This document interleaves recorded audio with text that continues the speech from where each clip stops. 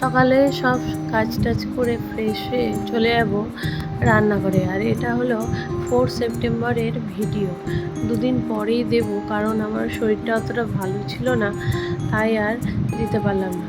তো দেখো আমি দুধের প্যাকেট কেটে এখন বসিয়ে দিলাম। তো ভাবছো কি করব এত সকালে দুধ, এতগুলো দুধ দিয়ে? তো কিছুই না, পায়েস বসিয়ে দিয়েছি। তো আজকে একটা স্পেশাল দিন বটেই। তার সাথে সাথে আমার ছেলের স্কুলের, কালকেই বলেছিলাম যে কম্পিটিশান আছে। পায়েসটা হতে হতে আমার চাও হয়ে গেছিলো আর ছেলের খাবারও হয়ে গেছিলো। তো দেখো কম্পিটিশানের জন্য আমি ওকে ক্যারটটা কেটে দিয়েছিলাম, ওর ম্যাম এঁকে দিয়েছিল আর আমি শুধু কেটে দিয়েছিলাম। তো দেখো কেমন হয়েছে। আর ছেলেকেও সকালবেলায় স্নান টান করিয়ে রেডি করে দেবো। আর আজকেই ওদের শিক্ষক দিবসের ওটা পালন হবে, কারণ বেবিল্যান্ড বলে। তো দেখো আমি ওকে রেডি করিয়ে একটু ছবি তুলে নিলাম।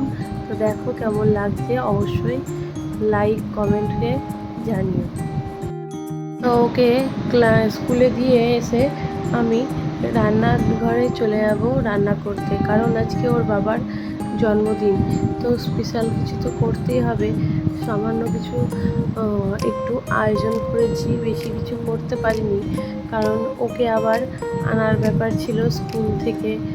তো আবার স্কুলেও যেতে হবে আমাকে আনতে, তার জন্য ঝটপট করে সব সেরে নিয়েছিলাম। আর এখানে দেখো সকালে জলখাবারে ছোলা সেদ্ধ করে স্যালাড দিয়ে দিয়েছিলাম, কারণ সকালে ও খুব একটা কিছু খায় না বলে। আর আমিও খেয়ে নিয়েছিলাম ওটাই জলখাবারে। এদিকে আমি মাংসের জন্য আলু ভাজা চাপিয়ে দিয়েছিলাম, আলুগুলো ভাজতে, আর চাটনিও বসিয়ে দিয়েছিলাম। তো এক এক করে আমি রান্না করে নেব। তো দেখো লাস্টে তোমাদের বলে দেব কি কি মেনু হয়েছে। তো এখনকার মতো তোমরা রান্নাটা দেখতে থাকো। সব রান্নার সেইভাবে ভিডিও আমি দিতে পারিনি, কারণ একটু তাড়াহুড়ো করেই রান্নাটা করে নিয়েছিলাম। তো দেখো আমি সব রান্না কমপ্লিট করে আর সব গুছিয়ে টুছিয়ে চলে যাব ছেলেকে আনতে।